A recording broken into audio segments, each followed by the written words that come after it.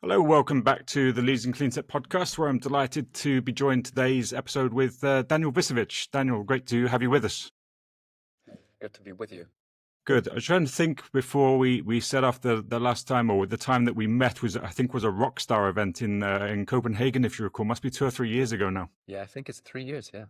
Time flies. So let's start with a little bit of an introduction, because your background is quite interesting in itself, and of course very much at the forefront of what's going on as managing partner with World Fund. So tell me a little bit about, firstly, about the fund, how that came about, and then obviously your involvement in that early stage, because you had obviously been involved in VCs before with Planet A, and obviously have a communications background, which I think is quite interesting, and something we'll touch on for sure. But perhaps you just could tell us a little bit of the genesis of World Fund and your involvement with it.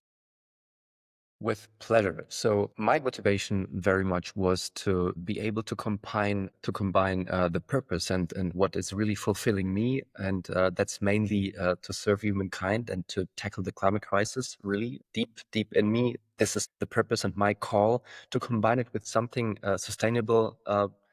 Financially sustainable. And I was searching for that solution already for more than 2 decades. So I'm an economist, and I met one of my co-founders, Tim Schumacher, already nearly 30 years ago. That's the case. So maybe it's even 3 decades nearly. I'm 47, and he was already a serial entrepreneur, and as I am, very much driven by the climate crisis already then.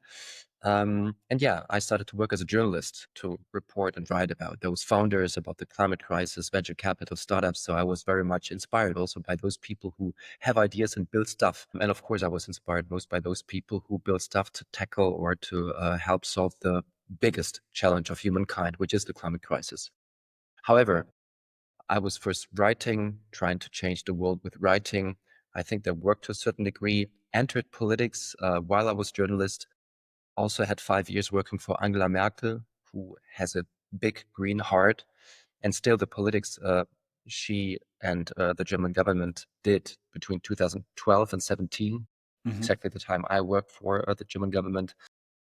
It was a time where I had to observe how we destroyed the German solar industry, how we nearly destroyed the German wind industry, and how the German car manufacturers who've been leading in EVs, electric vehicles, just still wanted to protect their businesses with the combustion engine. Long story short, venture capital was the solution, which I wouldn't have thought like 5 or 10 years ago. But I've seen already, I started to work for Project A Ventures in 2017. But already earlier, we have recognized a huge investment gap that we have in Europe, especially when it comes to climate founders, founders who build climate tech.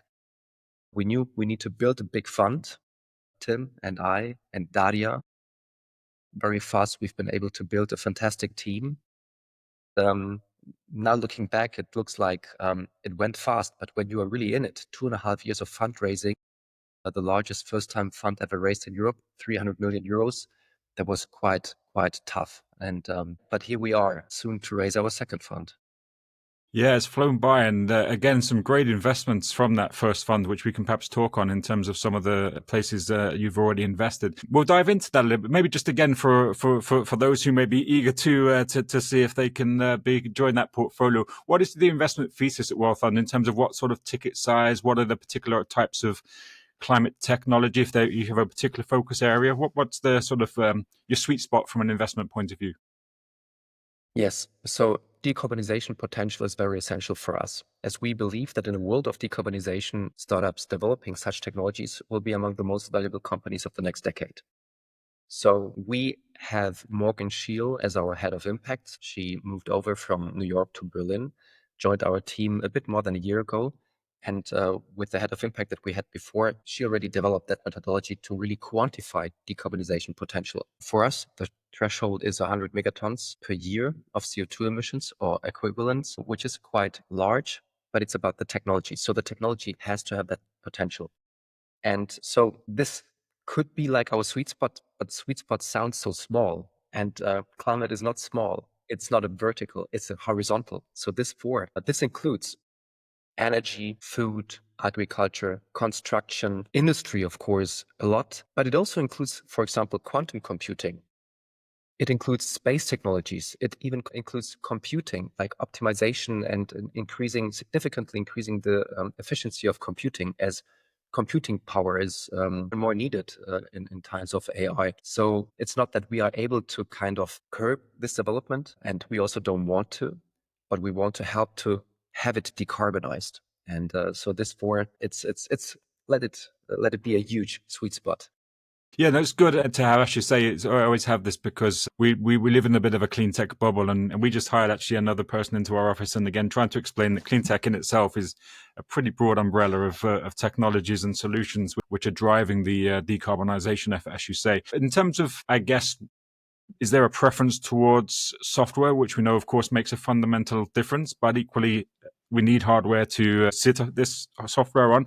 Do you have in your portfolio a particular penchant for both or either? Yes, so we have both. Tim is the one who is really an expert in software companies. He has built some, and he's also the founder of the SaaS group.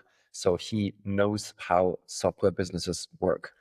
Then we also have Daria Saharova, who is a deep tech expert and who invests into deep technologies for 15 years, has a huge network here and has done many deals here. Craig Douglas, another partner and co-founder of ours, who's a physicist and chemist. Most part of our team consists of investors with scientific background, like our principal, Dr. Mark Windeknecht, who is an engineer, or Dr. Nadine Geiser, she's a biochemist. So it's mainly deep technologies, or how even Tim, who is our software guy, would put it, it's mainly atoms that will help us to decarbonize and less bits. But we do both, right? But most capital goes into deep technologies, like Scilab is one example.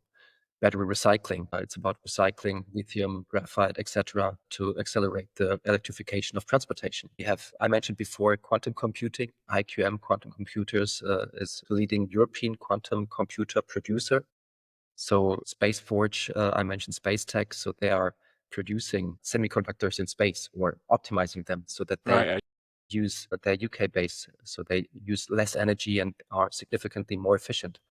So it's mainly hardware. To be fair, let's mention one software company. It's Fercado, AI-driven market. If you want to buy something online, you can install a plugin, and it tells you where you can buy the same thing, not new, but used for cheaper price. Okay. It's a broad range. Again, that's something I enjoyed from looking at the portfolio, many of which I do know, of course, but that does have that. So how does that impact, I guess, a little bit on deal flow, and how do you, I know we don't compete because obviously a lot of investments we know very well of VCs are collaborating and sharing in the cap table, but of course everybody's looking for deal flow and for the next good opportunities. How, and again, there's a lot of money out there, right? I think a lot of people saw that in 2024 when things slowed down, and there was a lot of talk from founders that nobody's spending any money. And obviously, to a degree, the stats back that up a little. But we do know that yourself and many other funds have raised or are raising significant chunks of money. So it can be quite competitive. So how does World Fund, I guess, stand out to attract the best founders, the best innovators, the best ideas in this kind of competitive landscape? Yes. When you say it's competitive, that's true for pre-seed stage. That's true for the seed stage, and that might be true for the Series A stage. In Europe, it's not competitive when it comes to Series B. That's our major problem. And that's the investment gap that we want to help to bridge, because usually this Series B is the round that helps the company to become EBITDA positive. Scale up, yeah. But it's a round that is 100 million large or larger, especially when it's about deep tech and building not only the first of a kind, but maybe the next of a kind. Yes, it's competitive in those early deals, but we see in Series B quite often less risk, further developed technology, but of course more capital need. And this is like the sweet spot where we also, especially with the second fund, want to be even more present with the 300 million. We are already significantly larger than most climate funds. But to be honest, it's still not enough to really have a Series B focus. So how we win deals is usually that when we enter at Series A, usually if that company develops well, they have with us already co-lead for the Series B. But of course, we also have the team that can help you with what many VCs say they can, but we really can, those deep connections into industry, into potential customers. So our LP base, so our investors into our fund, are from German Mittelstand, are from German industry, European industry. And so those we those are founding investors, our founding investors, and we call them our LP powerhouse, helping a lot with finding the right talent, the right, for example, also spot where you build a factory with their industry connections. So this is really another superpower. Yeah. I Do you could, still I could see that a mention little? even more, but I don't want to make that like Think too about appetizing. the stage thing, Daniel, because again, you touched on it there, and we know the very early stages weren't quite so impacted. Seed, pre-seed, and perhaps smaller A rounds, not quite so impacted. And again, last year in particular, there were some mega rounds, but primarily from debt rather than equity. But there is that space still. I think maybe more so in Europe than in the US, where the growth stage essentially there's still a lack. Do you see that improving, or do you see anything in the sort of, again, there's a lot of talk of US money coming here now instead of because of the challenges in the US. Yes. How do you see that as a solution to get this real growth capital, like you say, the BCD rounds where there's real growth? Is it improving? I would say yes, but far too slow. And of course, partially it is just because it's a healthy growth of funds. Also, we with our next fund, we've been also asked if we could really raise a very, very large fund where we wouldn't feel comfortable with. So we will increase the size significantly already from the 300 million. But you also, need to grow in a healthy way, and because the number one duty you have is that you return at least threefold. This is our goal of the capital your LPs have invested into your fund, right? And if you, let's say, raise as a second fund $1 billion, you would have to return 3 billion, and this wouldn't be something we feel very comfortable with. However, the need is there. The need is so much there, and to be honest, as I said before, yes, it's improving, but very, very slow, and the gap is just huge. And we can't wait for another 10 years. We have too many opportunities in Series B that we can't make because we have a too small fund. And those companies then either go bankrupt or they move to the US, or, which also happens very, very often, they go to China or go insolvent, and then the IP is sold to China, especially in the cleantech space. We have fantastic, amazing research in Europe, including the UK. And it's really still saddening me because those cases, I only learned yesterday from another case where we were just not able to invest out of opportunity costs. Yes, they went insolvent and sold their IP to China. Yeah. Right. Yeah, it is a challenge. I mean, again, it's been talked about a lot in the last year or so, particularly since the Draghi report. And again, I've been blessed to be involved with Cleantech for Europe, and I guess Jules and the guy there and the team there. But this thing of the scale up challenge has been highlighted quite heavily in the last year or two because of those reports, because also, again, of some of the dynamics around the energy crisis and energy security playing, I guess, to the advantage of cleantech. But again, it still seems to be there's this gap. And I wonder if you have any either political, regulatory, or financial ideas on what you might like to see happen to solve that problem. Yes, it's a set of wishes. Let's put it that way. One problem is the Solvency II regulation, which demands that insurance companies set a lot of capital aside if they want to invest into venture capital. Even if an insurance company invests, or a pension fund, it also concerns pension funds. If they want to invest, let's say, 1 billion into 20 different venture capital funds, with that, they invest in basic 500 companies, right? And still, it's huge, largely diversified. Still, this is like a super risky investment, and they need to reserve between 30 and 40% of capital, which they just need to reserve for fallout risks. If you compare that with green bonds, for example, the amount would be 20 million that they need to reserve if they want to invest 1 billion into green bonds. And I think the risk is not higher if you invest into 20 funds that invest into then 500 companies. So this is one thing. And I know that the German government is working on it to get that solved, but it needs to happen also on EU level. Another thing is that size of funds, right? So we need not only insurance companies and pension funds to invest into our funds, we also need the family offices, the high net worth individuals. In Europe, 70%, I think, of the VC investments, and it's mainly the European Investment Fund, come from public. It's public capital. Okay. compared to less than 30 in the US. So in the US, you have much more institutional investors and pension funds, especially, who invest into. And it's really another number that I can mention when it comes to the size of the funds. In the US, we just did the research. In the US, we have 729 funds that have more than 500 million US dollars assets under management. And in Europe, we have 44. So it's, it's 44 with more than 100. Sorry, more than 100. It's 44. And in Europe, we have 5 that have more than 500. And in the US, it's 729 that have more than 100. And it's 40 something that have more than 500 million. So it's just like European founders. It's even more. So we have, let me throw a few more numbers on you. Only in the climate space, we have 30,000 startups and scale-ups in the climate space. Startups and scale-ups, European, 30,000. It's numbers from PricewaterhouseCoopers, 1,300, less than half in the US. And they have to compete for far less capital than those few kind of US. So to conclude that statement, and you see I get a bit emotional maybe here, because I just see the gap and I see the opportunity for Europe, and it's driving me crazy that we invest billions into research and then let those IPs be bought by other continents. We still need the US investors. So thanks, they're coming here and helping us to fill that Series B rounds. But of course, they demand the companies to move over to the US. But I mean, it's better than insolvency. Yeah, it's a challenge. And to echo that point, I know about a year or so ago, we worked with a US private equity fund whose third fund itself, this is one company, their fund was $1.5 billion, one PE firm. And they were dropping 100 million tickets on companies, which is just a different entire scale, as you say, from what we're able to achieve here.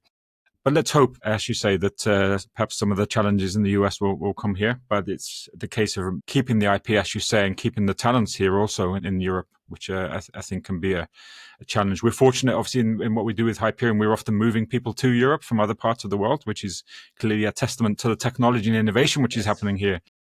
Yes. Which is exceptional. But like you say, the challenge still is to scale those companies. So let's follow on that and just perhaps talking broadly about the challenges of scaling a clean tech company. Of course, the finances are one element, which are incredibly important. What else do you see some of the challenges that your portfolio companies or other companies you're aware of in this moving beyond the sort of, I guess, the proof of concept and getting traction and then to really scale the business? What are some of the challenges that you're seeing from a European perspective for some of your portfolio? Yes, you of course need off-takers of your products, right?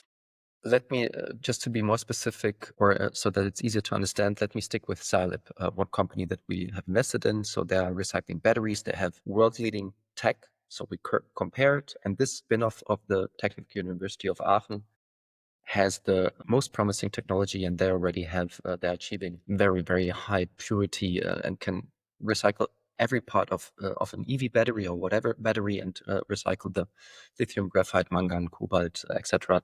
to really highest purity. So what they are struggling with, or I mean, it's a really exceptionally well developing company, but they have got to comply with so many regulations. So it's about environmental protection. I mean, it's a climate company, but still they really have to fill out hundreds of pages of and do tests so that their facility where they're building it is complying with very high standards and very complicated regulations to environmental standards. So it's absurd, right? So that basically some regulation that wants to help the environment is really hindering a climate tech company, or could hinder. Second is the off-takers. So if we don't have battery manufacturers in Europe, of course, the off-takers will be in China for cell, etc. So we also need to have the off-takers. And of course, now I have the example of Silib, but also the state, the German state, Europe and other European states could be off-takers. But incumbents are very powerful in lobbying. So also something I observed very closely while working for governments. And unfortunately, usually those offtake agreements go to incumbents, and it's not helping those new technologies. So yeah, and the exit market, of course, would help us very much. So in Europe, of course, I have no problem with IPOing a company at the NASDAQ in the US, but it would be fantastic if we would have more exit channels in Europe. Yes, then it would be also easier to attract investors. Yeah. No, there's certainly a number of challenges. Looking at your experience, then, of, I should say, from a sort of government policy, from a comms and PR perspective, that's something that strikes me sometimes is is whether how good we are at telling our message. I guess on two fronts. One on the political side, because there are some very, very well-oiled machines. Oiled is probably a good term, from established incumbent technologies, from the oil and gas, from the traditional automotive sectors, who have very strong lobbying to lobby in their favor, of course. So that's probably an element. But what I've also found a little bit surprising, and maybe it's not so surprising, we live in a bit of a clean tech bubble. We come to the same events, we talk to each other, we understand what's going on. We see there's trillions of dollars investment. But I was asked to speak recently at a non-clean tech event, which was just a transport and logistics event. And the number of people there that had no idea of the evolution of what's happening in electrification of transport, not just vehicles, trucks, everything else. So I stepped out of the bubble, and there's a world of people who are in business, but seriously, they might see an EV on people's drive more often than they did before, but they have no idea of what's going on broadly in the electrification of transport, in batteries and all this kind of stuff. So do we have both a challenge from a policy and lobbying perspective, but also from reaching the general public to get them to understand this technology, of course, has environmental impact, but typically is cleaner, more efficient, better, cheaper, all these kinds of things. We all understand this in this bubble, but it seems that outside of it, there's still a big gap between people's understanding, and maybe we'd move further along if governments were pressured both from a positive lobbying and also from the population being more savvy in terms of the benefits of this transition. You're pointing towards very important issues and topics and problems and challenges we have as climate tech investors and founders. Yes, we are not as good as we should be in communicating the benefits of our technologies. We are not. But it's not only us ourselves to blame, right? We must admit that there's like the gas industry that has a huge interest that they can sell and burn their gas as long as possible. And of course, they favor hydrogen, which is a fantastic solution. But the feasibility and really until it really hits the market, it will take a decade or two, and it's super expensive. But they have been very successful. And so we have hydrogen strategies and billions being poured into this fantastic space. I don't want to, but those billions could decarbonize much faster if we would electrify. One example, and I know that the gas lobby and it's very fortunate for them. They can show their green ambitions and still delay the transition that we really need to happen. And we, of course, as the climate investors and also founders and companies, we should communicate the benefits much better. What I don't like is when we really always talk about the greener and about climate. Unfortunately, it's not tangible. Unfortunately, not. So not everyone had or went through like weeks that I did, and most those who are in climate, when you really understand what a wave of, I don't know, sorry for that expression, what a wave of shit is really coming towards us with the climate crisis. It's huge. Everything else is just a joke, and it will hit not the planet, it will hit life on Earth. And it has started, and we are those who are the reason for it. With our emissions, it's simple physics, and we can avoid it, and we can change, and we don't do at the speed we should.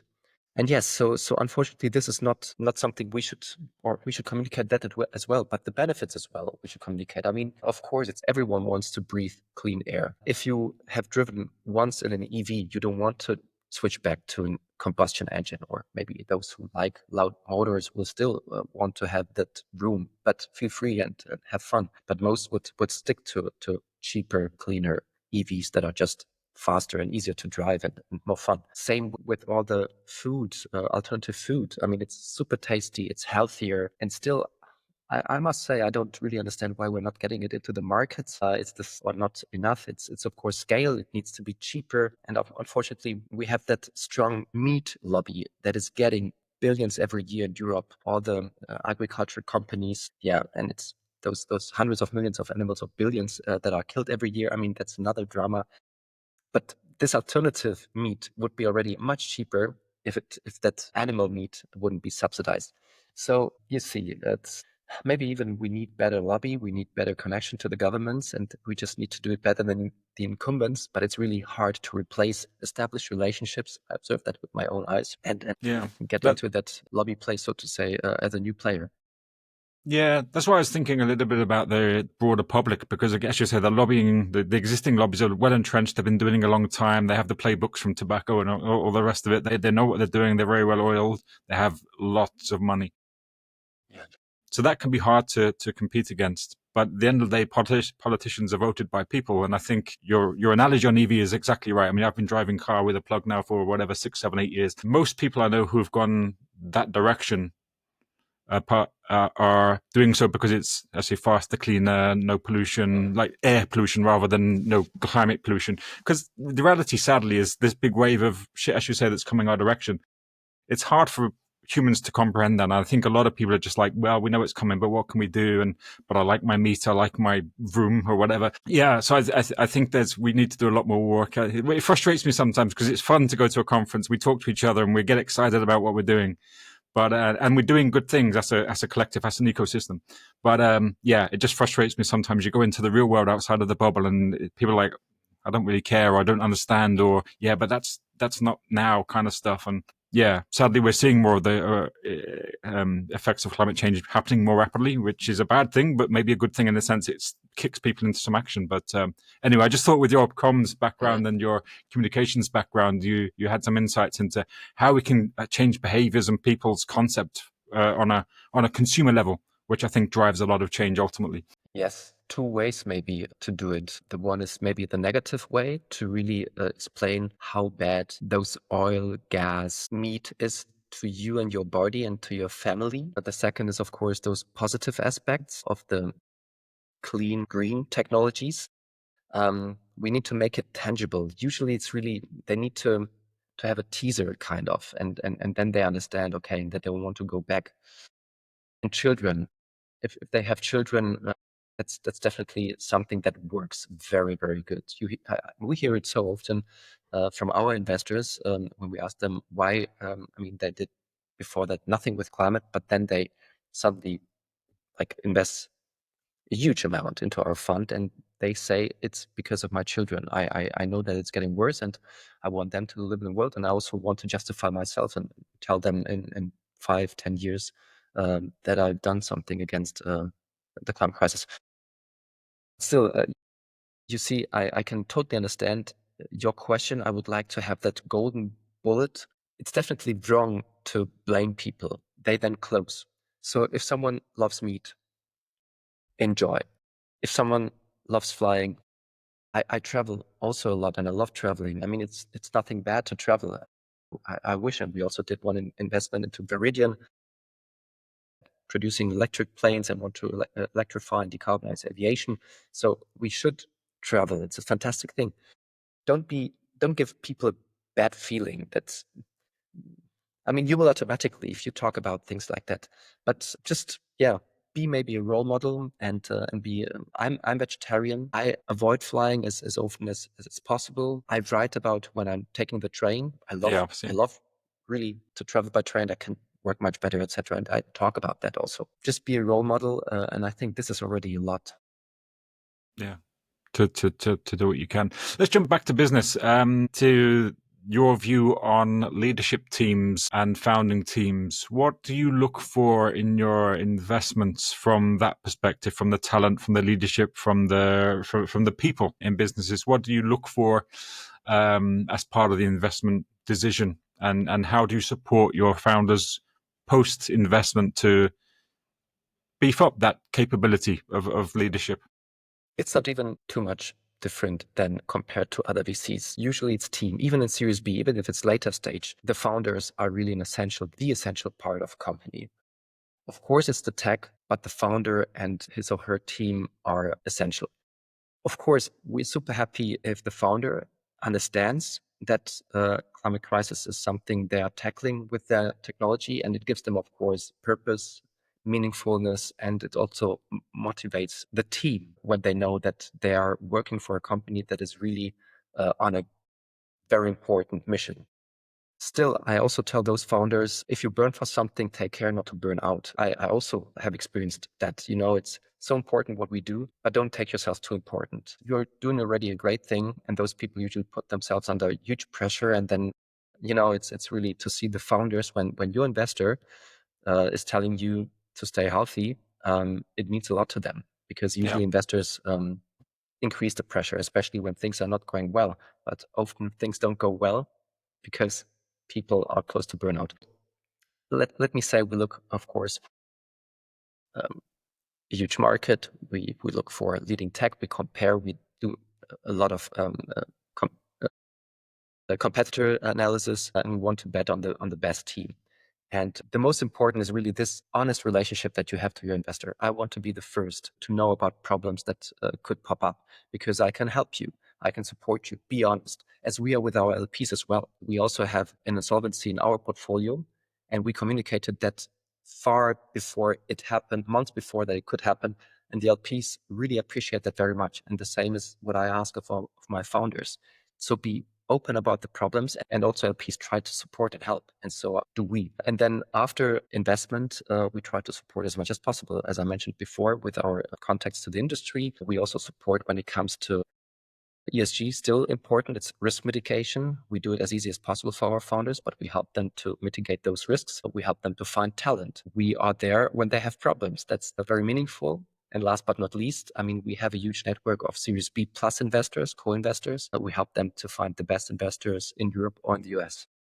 There's a leading question, considering that I'm the founder of a search firm. Do you think that there's a sufficient investment in talent?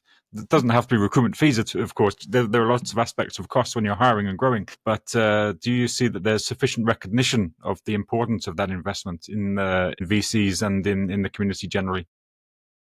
To find the right talent. I mean, it can't be overstated, right? As I said before. I think so. But team is not everything, but it's the most important part of every every team and company. It definitely, I guess it's underestimated. So it's something where we put a lot of focus, and we also involve our 150 plus LPs, high net worth, ultra high net worth individuals who have built companies, who have contacts with industry. So we have a platform where we connect our founders with them, and they help. And that has already Silip, I mentioned before. They have hired leading industry people from BASF, which is a chemical giant from Germany, and they're working now for Silip. And it was Birte Kattelmann is her name, one investor into our fund, and she connected the founder, Lilian Schwich, with those people. So I can't say anything more than it's the most important thing, and you can't underestimate it. Yeah. No, I always say, and again, I get blessed to speak at many events, and it's for a startup, of course, it's quite complex, but broadly, if you have the right money and the right team, you've got a fighting chance of success, I think. Yes. Yeah. So it's the right VC and the right talent on board, and the right people on the bus to take you to your journey. Electric bus, hopefully. Listen, it's been great to talk to you, Danijel. It's been I've enjoyed the conversation. I enjoy watching your travels on the train. Unfortunately, from the UK, it's not so easy to travel by train onto some of these things, but I do and have crossed Germany many times by train, and it's just a nicer way than an airport and an airplane. But yeah, no, it's good to see your travels. It's good to see the success. Good luck on the closing of the next fund, and hopefully we'll see you at an event soon. Thank you very much. It was a huge pleasure.